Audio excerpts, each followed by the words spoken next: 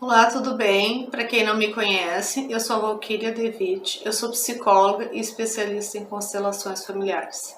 E para mim é um prazer estar aqui hoje no Congresso de Pedagogia Sistêmica, onde eu quero abordar um tema que, ao meu ver, é de extrema importância, tá? Que é o movimento primário interrompido dentro da educação, dentro da sala de aula, para que o professor tenha esse conhecimento, para que o professor possa lidar melhor com seus alunos, né, quando chegam com um processo de MPI, né, e o professor saiba como manejar esse aluno, como lidar com esse aluno, né. Então, o que é o movimento primário? Primeiro nós precisamos entender o que é o movimento primário.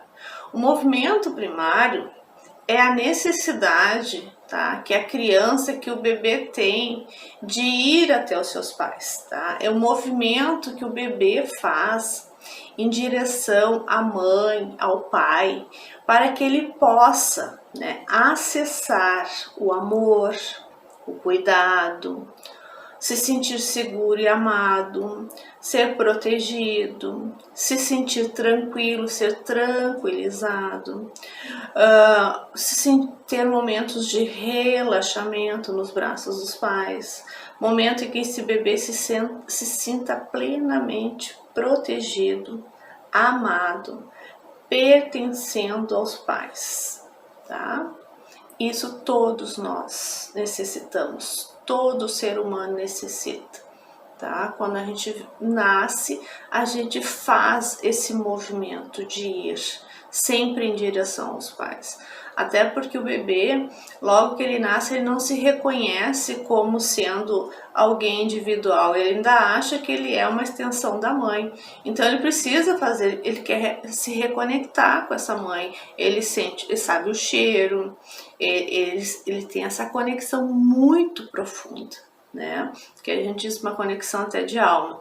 Então ele precisa desse momento, desses vários momentos, né? Desse contato.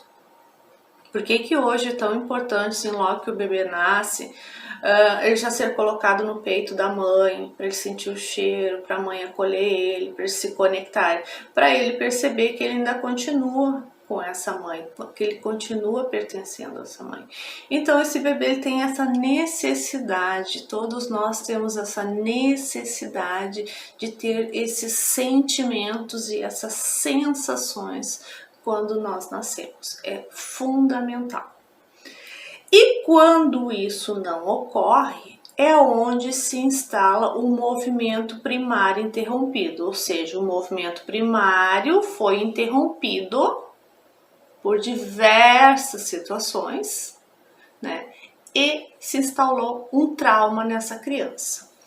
E aí, como que o movimento primário pode ser interrompido?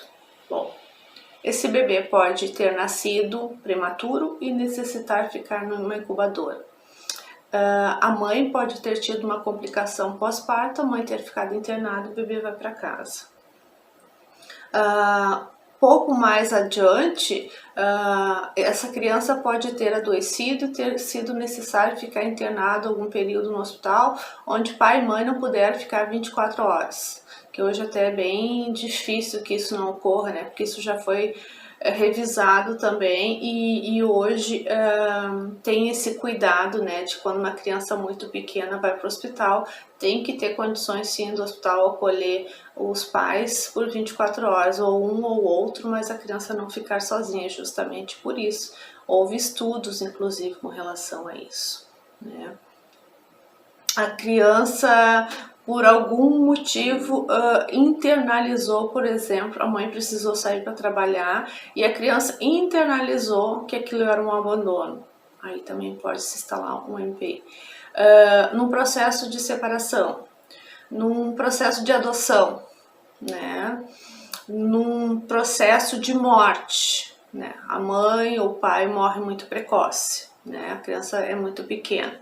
Ou seja, várias formas de ocorrer esse movimento primário interrompido. Essa criança vem, por exemplo, de famílias muito desestruturadas, onde a mãe ou o pai, mas às vezes a relação mais forte ainda é com a mãe, essa mãe também vem de um movimento primário interrompido. Então essa mãe não consegue fazer essa maternagem, a mãe não consegue, né, se entregar. A mãe tem uma depressão pós-parto. A mãe é uma mãe depressiva, né? Talvez não tenha sido logo depois do parto, mas a mãe é uma pessoa que já vem com depressão antes. A mãe tem uma outra patologia, tá? Então essa mãe não consegue se entregar afetivamente. E esse bloqueio, ele é um trauma tão intenso que ele pode, inclusive, levar uma criança a óbito. Lá na Segunda Guerra Mundial foram feitos muitos estudos, né? O John Bowlby, um psicanalista, ele fez estudos com crianças que perderam os pais na guerra e foram para orfanatos, para hospitais. E ali ele conseguiu identificar que uma criança bem pequena, ela não consegue ficar sem afeto mais do que 3 dias. Essa criança, ela começa a entrar num sofrimento tão grande quando ela não se sente amparada, quando ela não se sente protegida, quando ela não se sente acolhida, que ela começa a adoecer. Então, se a criança não come, a criança adoece, né? Ela fica desnutrida e o quadro vai evoluindo, elas ficam muito apáticas, elas não demonstram afeto nenhum. E aí elas vão ao óbito. Então, o bebê, ele necessita desse carinho, desse colo, desse aconchego, dessa maternagem. Então, se por algum momento isso não foi possível, isso se instala um trauma, e um trauma muito forte no ser humano. Um trauma que se estende até a vida adulta. E lá na vida adulta tem muitas complicações também. Né? Não é só ali na infância. Mas o nosso foco hoje é ver como uma criança com MPI chega na escola. Então, quais são os sintomas que essa criança vai ter? Essa criança, quando ela percebe que ela não tem esse amor, essa proteção, que ele faz as tentativas de ir de encontro a essa mãe, esse pai, e não recebe o que ele necessita, ele se fecha. Ele se bloqueia, então, emocionalmente. Ele está ali convivendo com o pai e a mãe, mas o pai e a mãe não conseguem, né, dar esse afeto, dar esse carinho, então ele se fecha, ele se bloqueia. É como se ele fizesse investidas várias vezes e ele não foi correspondido. Então ele chega assim, não vou mais. Não faço mais o movimento de encontro a eles. Eu me bloqueio afetivamente, eu me fecho. E a criança então começa a desenvolver um outro comportamento. Então, como é que essas crianças vão chegar na escola? Vão ser crianças agressivas, crianças introvertidas, crianças com muita dificuldade de aprendizagem, crianças que adoecem com muita facilidade, né, para poder ter um olhar, né, de cuidado, né, sim, vão precisar através da dor. Eles vão tentar acessar esse cuidado através de uma dor, né? E esse padrão segue para a vida adulta, né? Isso é muito forte. Como que os professores podem estar olhando isso de uma forma, né, mais específica, né, tendo esse olhar, como que aconteceu? Então, na anamnese, quando os professores vão fazer entrevista com os pais, é muito importante que os professores tenham um olhar assim, de saber como foi a gestação, como que essa mãe se sentiu, não só no sentido de se foi uma gravidez desejada ou não, mas no sentido de se essa mãe teve momentos de ansiedade, se teve dificuldades financeiras, se foi abandonada, se foi apoiada. Então, essas informações são muito importantes também. Como é que foi o nascimento dessa criança? Teve alguma intercorrência? Esse bebê precisou ficar no hospital? A mãe, como é que foi a recuperação da mãe? Como é que foi a ida para casa? Foram acolhidos? Tiveram suporte? Não, essa mãe teve que se virar sozinha, essa mãe se sentiu abandonada. Aí vocês já vão perceber que essa mãe não teve estrutura para dar todo esse amor que essa criança estava pedindo, porque ela tinha que estar muitas vezes mais preocupada como ela ia alimentar, nutrir, vestir, cuidar, proteger aquela criança do que, né, dar colo, dar abraço, carinho, cuidar. Né? Então tudo isso é muito importante. Saber se essa mãe, do período assim, de nascimento até a chegada dessa criança na escola, se essa mãe precisou ficar ausente muito tempo, por motivo de trabalho, por motivo de doença, sim. Né? É muito pequenininho, já botei na creche. Muito pequenininho, deixei com... E aí, como é que foi esse desenvolvimento dele? Como é que foi o desenvolvimento da criança, assim, no falar, no caminhar? Foi uma criança segura? Era uma criança que gostava de brincar? Era uma criança afetiva? Era uma criança mais fechada? Como foi esse desenvolver dessa criança? Hoje as crianças já vão para a escola aos 4 anos, então é um período bem importante, porque acontece do nascimento, tá, da barriga, vamos dizer assim, da barriga, até os 6 anos, a criança não tem o racional constituído, então ela está só na emoção. Então é bom, é ruim, agradável, desagradável, quero tudo para mim, dificuldade muitas vezes de lidar com a frustração, dificuldade de lidar com limites, porque ele está ainda, né, no irracional, ele está na emoção. Né? Dos 7 anos em diante, nós começamos a constituir, então, a nossa estrutura racional, que é onde a gente começa, né, a interagir, trazer as questões de fora da sociedade e tendo uma compreensão mais ampla. Então, por que é muito importante esses primeiros anos de vida de uma criança?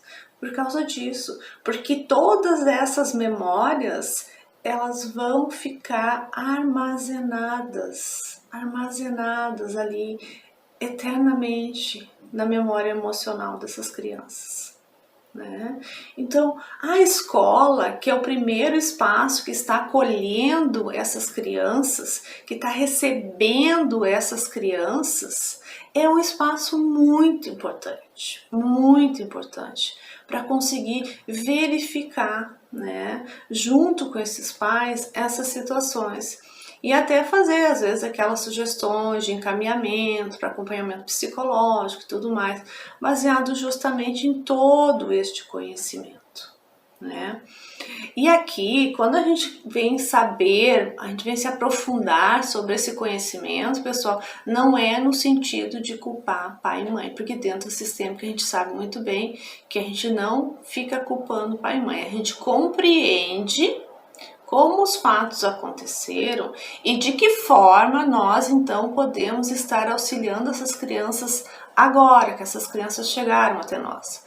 E muitas vezes uma criança que tem o movimento primário interrompido já instalado, esse professor, com esse olhar, ele vai conseguir acolher essa criança, compreender e a partir daí mostrar para essa criança que é possível ressignificar, que esse professor olha para essa criança, que esse professor se importa com essa criança, poder ressignificar o que é ter um espaço seguro, o que é ter alguém que olha com afeto, que respeita a sua história, que respeita a sua dor. Então vejo o quanto é importante os professores terem um conhecimento do que é o movimento primário, o que é o movimento primário interrompido, quais são as suas consequências. E essas consequências a gente sabe que não param só aí na infância. Essas consequências elas seguem a vida inteira. Um indivíduo com movimento primário interrompido, quando chegar na vida adulta, ele vai ter dificuldades profissionais, ele vai ter dificuldades de interagir em grupos, ele vai ter dificuldades nos relacionamentos, ele vai ter dificuldades financeiras, sim, financeiras, porque ele bloqueou, ele tem um ressentimento ele tem uma raiva, muitas vezes, em direção à mãe, ou em direção ao pai, ou em direção aos dois. Então, o fluxo da vida não flui. E se não flui, eu não consigo me conectar com nada. Eu interrompi, eu cortei o fluxo de amor ali. Então, se eu não recebo nada, se eu não recebi nada da vida, como que eu vou dar algo? Então, quando eu me posiciono como indivíduo, eu também não consigo dar nada. Eu não consigo dar afeto, eu não consigo compreender as pessoas, eu não consigo me relacionar, eu não consigo interagir dentro de um grupo, eu não consigo me desenvolver. É como se a minha base, as minhas raízes, né, que é pai e mãe, que é onde nós fomos gerados, fomos nutridos, quando eu tenho um movimento primário interrompido, eu corto essas raízes. E aí como é que fica uma árvore, uma planta sem raiz? Ou fica só um fiozinho? Ela tem a tendência a querer morrer. Então, às vezes, tem indivíduos que passam uma vida inteira conectados com a morte. Então, eles consideram que eles não receberam nada da vida, eles não conseguem entregar nada na vida. Então, eles ficam só vegetando, que nem a gente diz, eles não evoluem, eles não crescem, eles não se desenvolvem, eles vão simplesmente passando o tempo aqui, com muito sofrimento.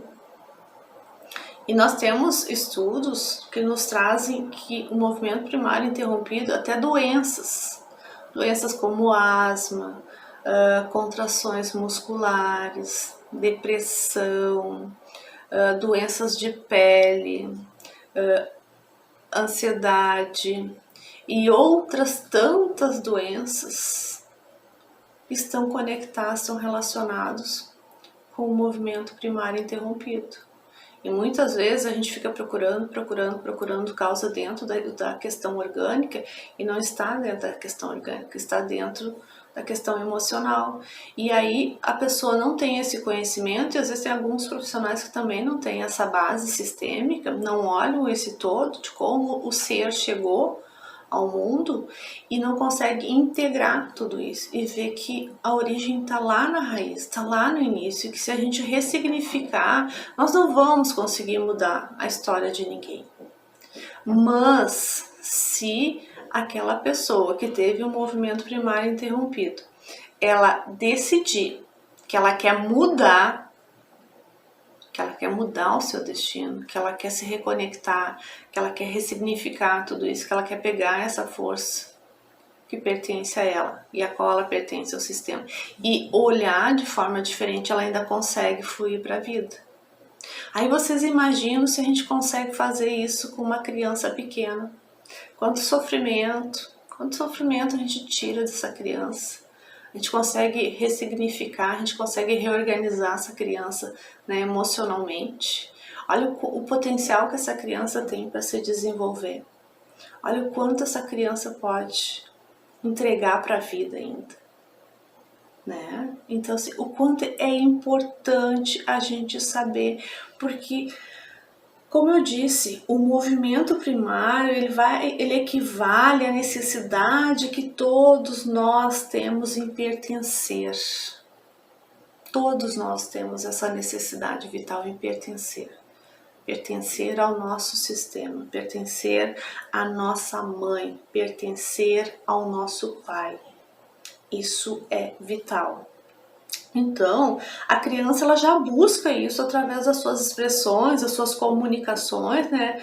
Nesse movimento direcionado para o pai e a mãe bem precoce, né? E aí quando um deles não consegue corresponder, imagina a dor dessa criança, imagina o sofrimento dessa criança, fazer aquele movimento de buscar aquele pai e aquela mãe repetidas vezes e se frustrar, e se frustrar, e se frustrar. Vocês acham que quando ele se dá conta de que não tem amor, de que não tem cuidado, de que não tem carinho, vocês acham que ele vai tentar buscar em outras pessoas fora? Se ele tentou buscar na base dele e não teve, ele não vai. Ele se fecha, porque é uma defesa. O inconsciente dele começa a dar um comando para ele não fazer isso com mais ninguém, porque ele vai sofrer de novo, porque ele já tem um registro muito precoce dessa dor e desse sofrimento. Então ele não busca isso. Ele se fecha, literalmente ele se fecha para o afeto, para o carinho, para entregar algo. Porque está muito precoce essa memória dele, de falta de amor, de falta de carinho. Então, olha a importância da gente conseguir trabalhar com uma criança e reconectar essa criança com a vida. Gente, eu acho isso assim, fantástico. Eu sempre digo assim, um professor bem preparado, ele salva uma criança. Porque às vezes aquela criança veio dentro de um lar muito desestruturado. E não é culpa daquela criança. E aí às vezes os professores vão me dizer assim, eu vou querer mais isso, não é responsabilidade nossa. Gente, não é questão de ser responsabilidade ou não. A gente não ganha para isso. Eu tô dizendo isso para vocês porque eu já trabalhei dentro da área da educação, né? Então, tô falando por experiência, né? Mas não é o fato da gente ter ganhado o financeiro, é o fato quanto eu ganho quando eu ajudo um serzinho tão pequenininho, tão indefeso. É o fato do quanto eu posso transformar vidas. O fato é que a minha profissão, que eu estou ali exercendo com tanto amor, que é a minha vocação, que é o que eu escolhi, né? Me colocar a serviço da vida, eu escolhi trabalhar dentro da educação, dentro da alfabetização. Mas quando eu consigo fazer isso com esse amor, com esse olhar especial, quantas vidas são tocadas, quantas vidas são transformadas. Esse é o melhor pagamento. Eu acho que dentro disso não tem dinheiro, assim, imagina chegar lá, passar-se anos e às vezes vocês encontrar aquele aluninho lá bem pequenininho que ainda lembra, eu lembro de você, professor, você isso, você aquilo, você é minha inspiração, Gente, vocês conseguem entender o que é isso? É fantástico. Eu trabalhei 2 anos como psicóloga dentro de 3 escolas. Gente, hoje quando eu encontro, isso já fazem uns 12 anos. Hoje quando eu encontro essas crianças, já uns adolescentes grandes, às vezes uns já se preparando para serem pais, eu fico muito emocionada. Muito, muito emocionada. Porque eu fiz parte daquele momento lá bem pequenininho, quando chegou na escola, quando não conseguiu se adaptar, quando estava com dificuldade de aprendizagem, de ir lá na sala de aula, às vezes eu sentava ali do lado, às vezes, aquele carinho que eles tinham, assim, de eu chegar e eles vinham tudo me abraçar. Tinha uma escola que as professoras diziam, só pode ser a Valquíria que tá lá. Porque quando elas olhavam era um monte de pequenininho, tudo num bolo assim, e tinha alguém ali, daí eu me abaixava, né, pra ficar do tamanho deles, e pra poder conversar, escutar eles e tudo assim, e elas olhavam, era um bolo, às vezes só pode ser a Valquíria, daí se aproximava, a Valquíria tava ali, aquela roda na volta, me perguntando coisas, conversando comigo, perguntando quando é que tu vai me levar para brincar, porque para eles eu buscava alguns coleguinhas para brincar, né? E que bom que eles tinham essa visão que era só brincar. Então todos queriam ir para a sala da Valquíria para brincar. E vir perguntar como é que eu tava, e me abraçar, e me beijar. Então aquele momento era fantástico, né? Então essa é a parte que eu tenho assim, maravilhosa assim, de ter trabalhado na educação, de ter tido esse momento assim, de fazer esse processo de adaptação e tudo mais com os pequenos. Então, a gente compreender, né, que um movimento primário interrompido pode trazer tantas consequências, né, até de atraso de desenvolvimento corporal, trazer questões de pesadelo para a criança, insônia, perda de peso. Enfim, a gente saber tudo isso lá do início, foi uma criança que se desenvolveu bem, teve atraso no seu desenvolvimento, teve atraso na fala, teve atraso no andar, tinha pouco peso, se alimentava bem, dormia bem, como é que era? Isso é fundamental para vocês entenderem como aquela criança que está chegando para vocês, principalmente ali no pré de 4 e 5, as séries iniciais, vocês terem esse embasamento para vocês compreenderem que criança é essa que está vindo para vocês. Porque às vezes um pequeno ajuste na forma de vocês lidar com a criança dentro da sala de aula já vai transformando. E às vezes até de como vocês poderem chamar mais aqueles pais para a escola, situar mais aqueles pais, ou até mesmo, né, de encaminhar, solicitar, né, um acompanhamento psicológico, porque daí você já pode, essa criança tem isso, né?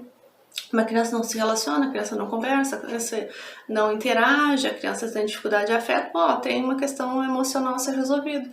Vamos solicitar, vamos chamar os pais, fazer uma reunião e encaminhar, né, solicitar uma avaliação psicológica, um acompanhamento psicológico, né, se na escola não tem. Eu tive a oportunidade de trabalhar nesse município, onde o município pagava, né, profissionais para atuarem direto dentro das escolas. Então, os pais, querendo ou não, as crianças eram atendidas, né, porque estava dentro da escola e era uma demanda da escola. Então, isso foi sensacional. Acho que todas as escolas deveriam ter todo esse suporte, né?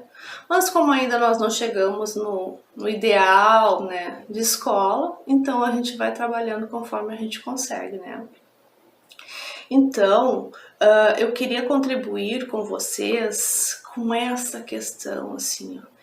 E, gente, essa questão do afeto nas crianças já é estudado desde lá, assim, ó, desde a época de Freud.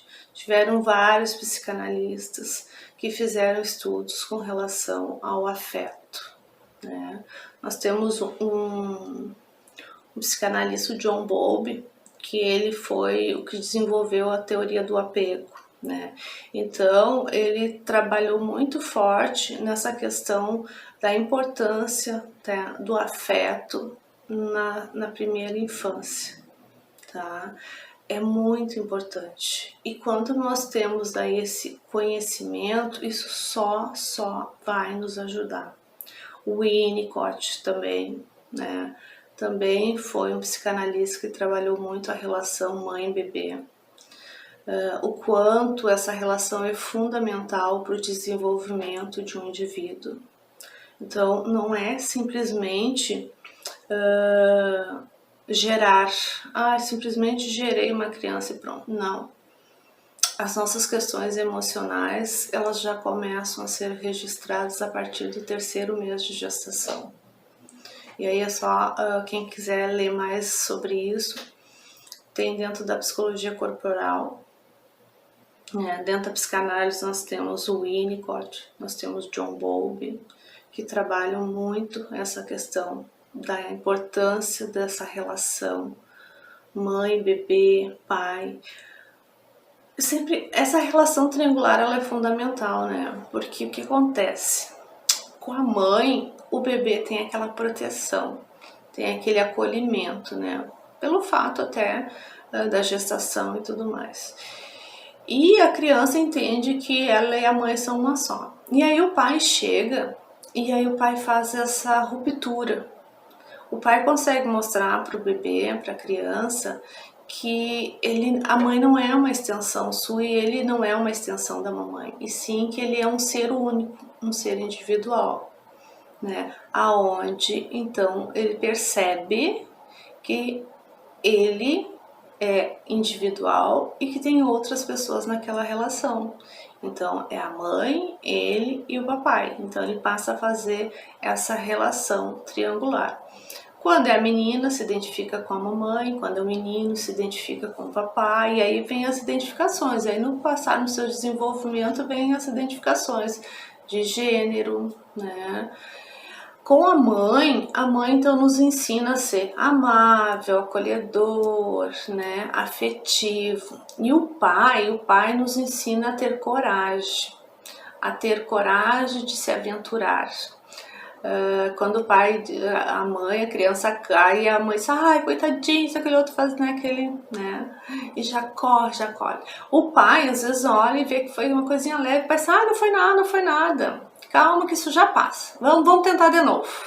E aí a criança vai naquele entusiasmo e tenta de novo. E aí o pai cria, então, dentro do emocional da criança, que a gente pode cair, mas a gente levanta, que a gente deve tentar de novo. Então é muito importante essa relação triangular.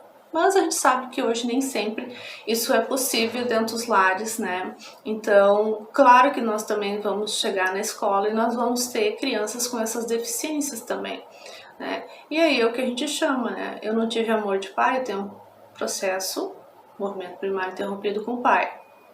Então, o que isso pode me causar? Tem um movimento primário interrompido com a mãe, o que isso pode me causar? Então, é muito importante tudo isso. Dentro da escola IPC, eu tenho um curso específico de movimento primário interrompido, que são para os profissionais, assim, quando querem se aprofundar, saber melhor dentro do olhar psicológico e sistêmico, como isso se instaura, como que a gente pode ajudar os pacientes, como que a gente pode ressignificar. Tem técnicas, né? Tem esse conhecimento, a gente aprofunda isso. Os professores, quem faz pedagogia sistêmica e tem interesse também de saber como, né, se aprofundar mais, também é válido esse conhecimento, né? Eu não quero trabalhar porque eu não quero ser constelador, mas o fato de aprofundar esse conhecimento é muito importante. Então, professores, pedagogos, é muito importante que vocês tenham esse olhar do movimento primário interrompido nos seus alunos. Vocês podem transformar a educação, vocês podem transformar a escola. Isso é um poder que vocês têm. Um professor, ele recebe uma pedrinha que ainda não está lapidada. E ele vai lapidar durante 9 anos aquele serzinho e entregar para a sociedade. Depois vem as etapas seguintes, né? Mas o fundamental, né, ali. Então, lembre-se, vocês estão sempre preparando um ser, um indivíduo para ir para a sociedade. Que muitas vezes pode ser até um profissional que lá na frente vocês reencontrem. E olha o prazer que é poder reencontrar um profissional se colocando a serviço da vida, né? Com amor, com ética, com postura. E aí vocês olham assim, aquela criança quando chegou na escola era tão problemática. E olha que ser humano que se desenvolveu, olha que pessoa fantástica. E saber que eu participei disso. Isso não tem preço. Acho que é um dos pagamentos mais valiosos em questão de valor, né? Não da remuneração. A remuneração é uma. A gente recebe pelo trabalho que a gente faz, alfabetizar. Agora, amor, cuidado, carinho, afeto, que isso é algo que a gente tem. Então, era isso que eu queria deixar aqui para vocês registrado, esse conhecimento, essa bagagem, né? Eu espero ter contribuído com vocês neste momento. Fico à disposição, se vocês tiverem interesse em saber algo mais, podem entrar em contato comigo pelo meu Instagram, @valkyria_debit, onde eu estarei à disposição de vocês para mais dúvidas, mais esclarecimentos. E eu espero realmente ter contribuído neste momento, ter lançado uma sementinha no canteiro da educação junto com vocês. Vocês são a transformação. Através de vocês o mundo se transforma. Vocês transformam o olhar de um ser humano. Gratidão por poder estar aqui com vocês.